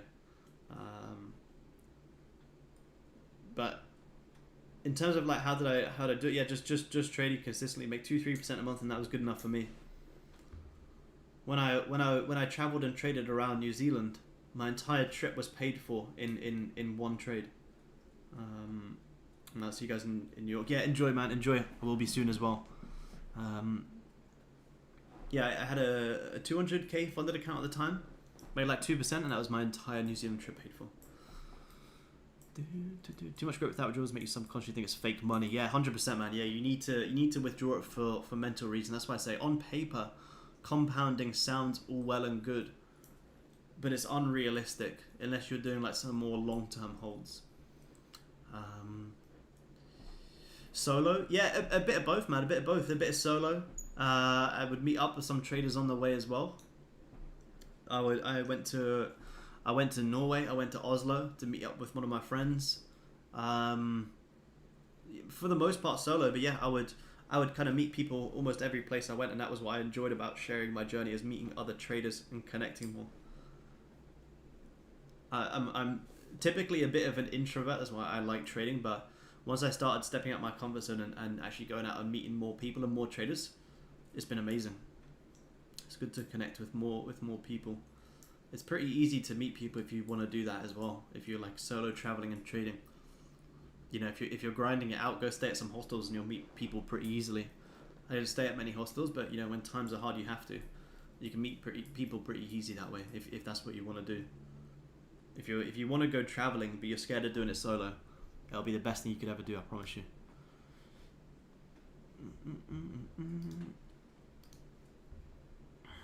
See, look at this Owly. Could flip bullish and do exactly what we spoke about. This is the reason I'm not jumping in these shorts. Anyone who tried to chase these shorts are back into 16 tick drawdown. Traveled to 57 countries whilst trading. Fantastic. I only met one real trader. That's awesome, man. That's cool. I met quite a few traders on my journey, which was fun. Some I still speak to and connect with now, which is cool. So this hour has just wicked down all of the previous lows. So if you want more of like a little swing position today, not really a swing, but like an intraday swing, you know, you could risk off these lows and look for these buys up into these highs. But you're not going to be able to micromanage off the 15, you know, just if you want where you take the break of the high and just let it run. As soon as this starts to flip bullish, like I said, as this candle was forming, that it could be one big huge bottom wick. and that you needed to grab these lows. Well, now you've grabbed these lows. If you start to flip bullish, you could see a pretty nice drive. Caught a quick scalp on the flip of the hourly. Yeah, good shout, Brian. That was a good shout, man. Buying into that top wick is a pretty easy buy. Let's have a look. Let me have a look. You got it on that 5. Yeah, very nice. So if you guys on YouTube, Brian in the community got buys into this flip. So you got buys here on the flip of this 5 minute. Stops down below, and you're already hitting like 13-ish ticks. And you can already, you know, close half, and as soon as it comes up into this hourly and flips bullish, you know, you could even see this run a lot more. Look, great little scalp, man. How much have we locked in? Very nice. Let me have a look. Yeah, lovely, man. Already secured half. Yeah, amazing. Up $130. Very nice, man. Very nice trade. Up $130 off one contract is amazing. Secured half, letting the other run. Yeah, good shit, man. Good shit. Great trade. Great little scalp there, man. And your risk would have been pretty small there, because if the candle didn't flip, you know, you cut it pretty quick. What was your risk? Your risk was like what? Yes, what, $60? So you risk 60 to make like 130. Very nice. Oh my gosh, I'm thinking about how was your schedule like? Also, trade for the first couple of hours, then explore. Nah, it's the thing. When I was traveling and trading, I only really became a tourist on the weekends. Or if I'd be more focusing on swing trading. If I was scalping like this, you know, I'd trade for the first 2 hours, and that would pretty much be it. But other than that, I would be more so swing trading. So I'd be trading off like the hourly and the 4 hourly. So I wouldn't need to sit here and watch every 5 minute closure. And in terms of like explore, yeah, it would mainly be on the weekends I'll become a tourist. During the week, I'm on my grind. Or I would be, you know, trading the higher time frames and managing it on the go. Sit down in the morning, trade for like 1 to 2 hours. If I don't see anything, set some alerts. Gotta go, guys. Have a good one. Enjoy, man. Enjoy.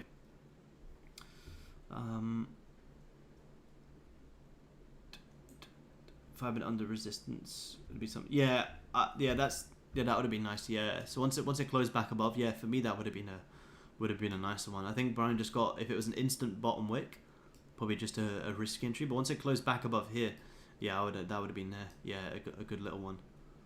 I agree, man. I think Brian got the quick scalp. If it was an instant bottom wick, is a little risky play if it flips bullish, risking like off wherever this low would have been. But yeah, I would you know, I would explore sometimes during the day if the markets were quiet, like days like today, or if there was big US news later on, then, you know, I don't need to watch it in the London, so I'd probably go enjoy my morning, trade for a little bit, set some alerts. If my alerts go up, anytime I would kind of travel and explore like that country, I would always have my laptop in my bag, because I would always just go to like a coffee shop halfway through the day and start trading, seeing how the markets are looking, and take some positions. That's what I would always do. That's what it's not ideal slugging around a laptop all day, but it's worth it. But yeah, you mainly become a tourist on the weekends, to be honest. During the week, I would just go explore some cool coffee shops and cafes and shit like that to trade from, yeah. Do you think that gold will break new all-time high? Nah, I don't think so just yet. I think 2050 will be a stronger level to break first. Been draw down 15 ticks and I've so far called 15, so we'll call that 30. Good break even normally close full. Not ideal. Yeah, well, at least you're understanding it, man. Yeah, and that's the thing. Yeah, don't trade a P&L, trade the charts. If you're up 15 on another, and it comes into a level where it go against you, yeah, take it and lock it in, man. That next trade is always right around the corner. But yeah, I believe gold will come back up to here before, and then but once it comes back up to here, you could come way down to there, and then, you know, you may come up a little bit higher. But back up into all-time highs soon? I personally don't think so. Unless, you know, the weekly starts closing above. So you'll have to see how this month will close will be the most interesting. Because if you take a look at the monthly, if we just delete everything for a second. I said earlier, the monthly, you know, if the monthly holds above here, you may push higher. But it wouldn't surprise me to see this monthly fake out of this resistance and kind of dip back down a little bit more. Come back down a little bit more in the monthly. Really wouldn't surprise me, to be honest. Triple bottom down there as well. But yeah, how this month close will determine all-time highs again. But as it stands, I don't think so just yet. Because the way that we tapped into all-time highs and it just got slammed straight back down was very, very interesting. You know, any closures back above 2,100 could bring it in, but I think you'll see some more downside first. Alright, Zoom guys, I'll let you guys go. This is just kind of chopping. It's still been great to jump on and chat today, but this is what we're working with today. It's kind of expected. But yeah, we do have that news later on. You guys got my double bottom down here and double tops up here. But for you guys on Zoom, we'll talk closer to that news.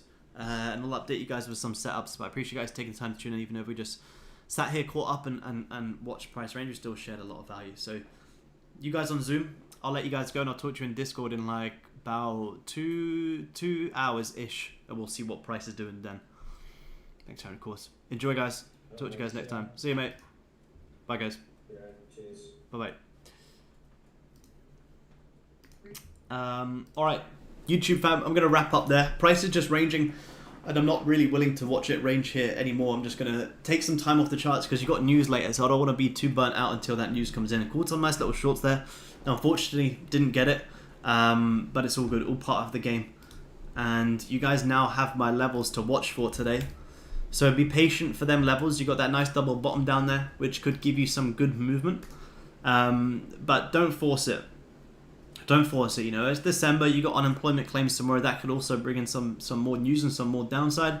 But for now, I have a video for you guys on YouTube coming in a couple of hours talking about trading without an ego and a bias, and talking about a losing trade that we had on stream last week and recapping it and explaining it for you guys. So there's a lot of value in that one.